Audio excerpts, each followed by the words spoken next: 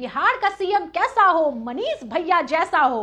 दोस्तों गौर कीजिएगा, अगर आदर्श आनंद सामने नहीं आते, ये बात नहीं बताते कि मुझे पटना में बुला करके बेइज्जत किया गया है, पटना में बुला करके मेरा इंसल्ट किया गया है, मेरे कॉल्स को इग्नोर किया गया है, तो ये बात आप लोगों को भी पता नहीं होती कि मनीष कश्यप सोनू सूद को नहीं बुलाए थे, सोनू सूद को इवेंट वाले बुलाए हैं कि सोनू सूद से उनको राजनीतिक फायदा बहुत है, लेकिन आदर्श आनंद बेचारा कलाकार आदमी, उनसे क्या फायदा है उनको। मनीष कश्यप का पोल उनके ही चाटुकार पत्रकारों ने, उनके ही प्रवक्ताओं ने खोल दिया है।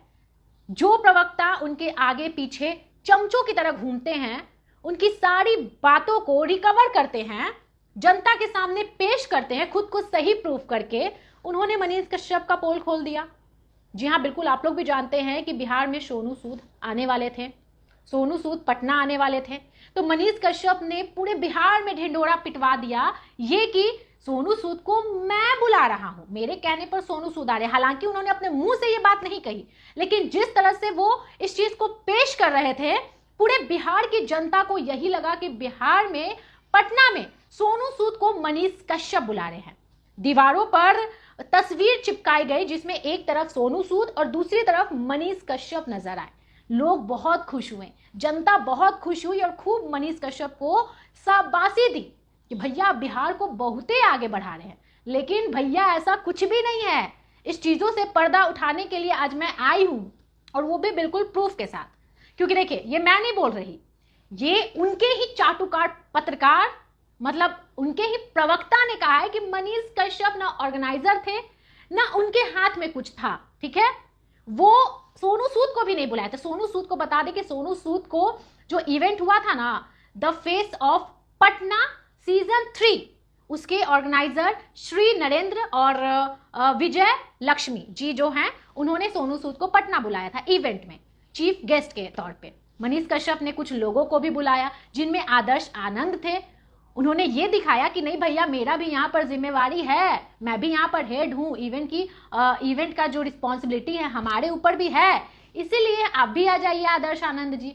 आदर्श आनंद जी ठहरे बहुत बड़े कलाकार, मिलियंस में फॉलोवर हैं, चाहे इंस्टा पे देखिए, फेसबुक पे देखिए या फिर यूट्यूब पे देखिए, करोड़ों लोग देश में उनको देखते हैं। मनीष कश्यप से ज्यादा उनको लोग पसंद करते हैं। काहे कि उनके पास बहुत बढ़िया कला है, और कलाकार हर कोई नहीं बन सकता है। हालांकि बोला जा रहा है कि पत्रकार हर कोई बन सकता है, लेकिन कलाकार जिसमें कला होती है वही बनता है। आदर्श आनंद जी अपने मेहनत और बलबूते पर खड़े हुए गरीब घर के लड़के हैं और बहुत अच्छा काम करते हैं। मैं खुद उनका काम देखती हूँ। तो चलिए बात करते हैं आदर्श आनंद और मनीष कश्यप की।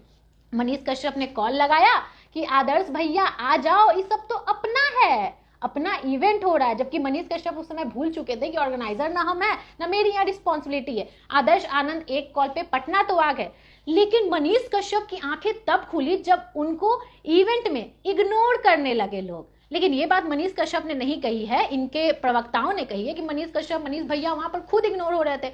तो मनीष कश्यप ने सोचा कि जब मैं यहाँ इग्नोर हो रहा हूं तो काहे मैं किसी और को भाव देने दूंगा, इसीलिए उन्होंने आदर्श आनंद को भी इग्नोर करना शुरू कर दिया। उन्होंने आदर्श आनंद का कॉल उठाना बंद कर दिया। पटना तो बुला लिए, ना उनका कॉल उठाया, ना किसी भी अपने आजू बाजू जो चमचे हैं ना उनको कॉल उठाने दिया, और छोड़ दिया आदर्श आनंद को।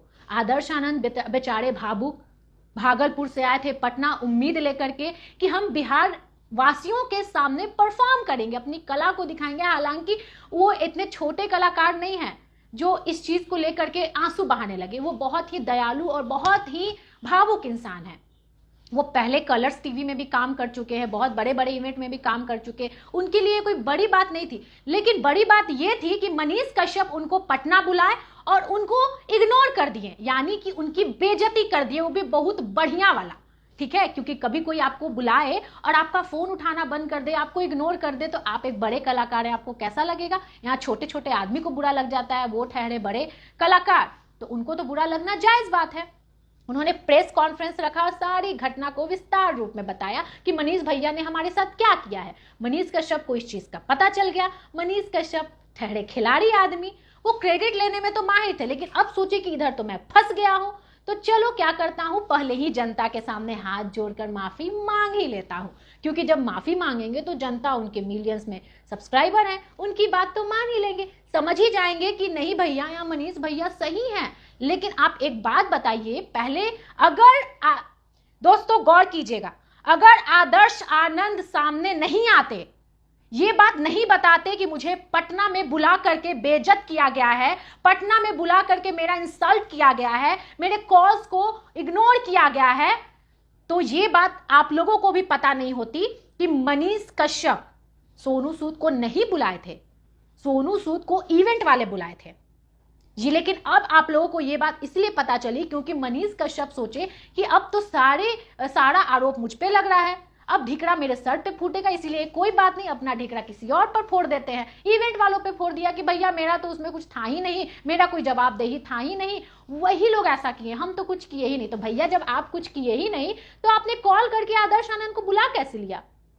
आप बोलते हैं कि हम बिहार को बदलेंगे, जब आप 5 लोगों को नहीं संभाल पाए, 5 लोगों को आप बुलाए थे अपने जवाबदेही के लिए, तो आप उस चीज को नहीं संभाल पाए, आप आदर्श आनंद को नहीं संभाल पाए, तो आप बिहार को कैसे बदलिएगा, कैसे संभालिएगा बिहार? चलिए ठीक है, मान लेते हैं कि सन ऑफ बिहार यानी मनीष कश्यप की बेइज्जती बापू सभागार के उस इवेंट में हुई होगी, मान लेते हैं, बिल्कुल आप लोग कह रहे हैं, मानना ही पड़ेगा।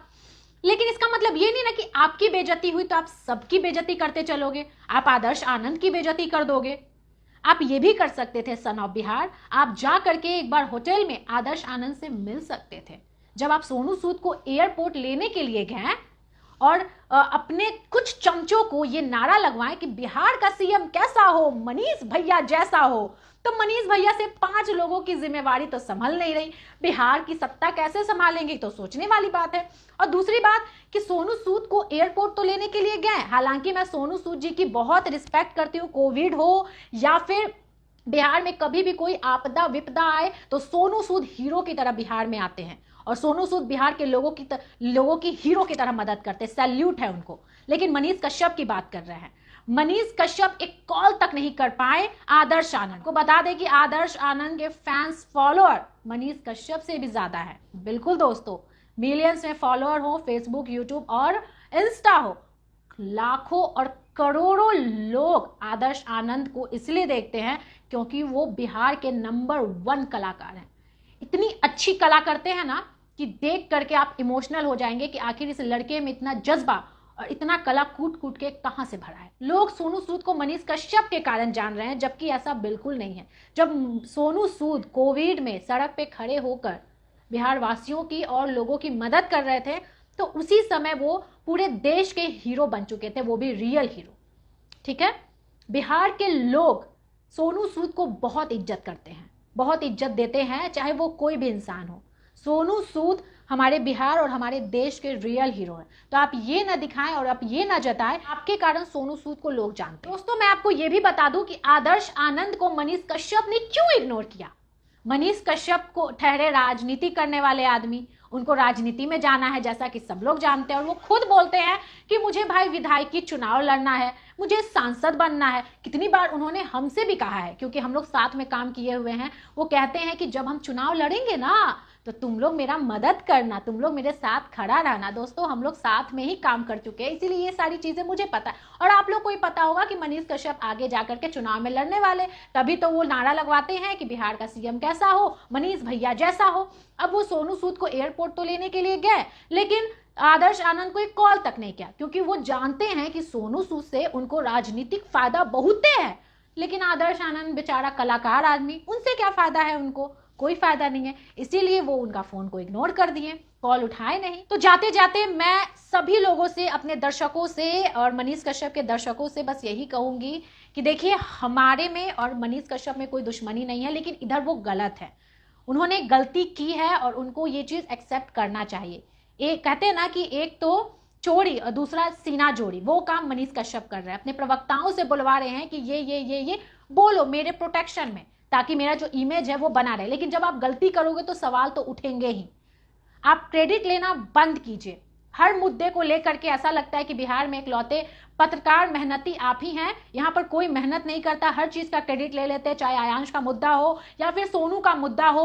आप लड़की के सामने ये जाकर के पूछते हैं कि क्या तुम प्यार अपनी माँ बाप से पूछ कर करती हूँ। आप एक आइडियल पर्सन हो चुके हैं, बिहार में बहुत अच्छा काम किए हैं, मैं काम को लेकर के कभी नहीं बोल रहे, लेकिन कुछ चीजें हैं जो आपसे गलतियां हो जाती है और हम कान और आपका हाथ पकड़ के उस गलतियों को सुधारने की कोशिश करेंगे, आपका टांग नहीं खींचेंगे, क्योंकि मैं ऐसी लड़की नहीं हूं कि किसी का टांग खींचूं। लेकिन अगर आप बिहार में गलत चीजों को फैलाओगे तो मैं स्टैंड जरूर लूंगी। और इधर आदर्श आनंद के साथ बहुत गलत हुआ है, मैं आदर्श आनंद के साथ हूं। अगर अगली बार या कभी भी ऐसा इवेंट आप ऑर्गेनाइज करने की सोचते हैं या इन्वॉल्व होने की सोचते हैं तो इन चीजों को ध्यान रखें कि अगर आप किसी को बुलाते हैं तो उनको इज्जत दें, क्योंकि अगर आप उनको इज्जत दीजिएगा तभी लोग आपकी इज्जत करेंगे। नमस्कार।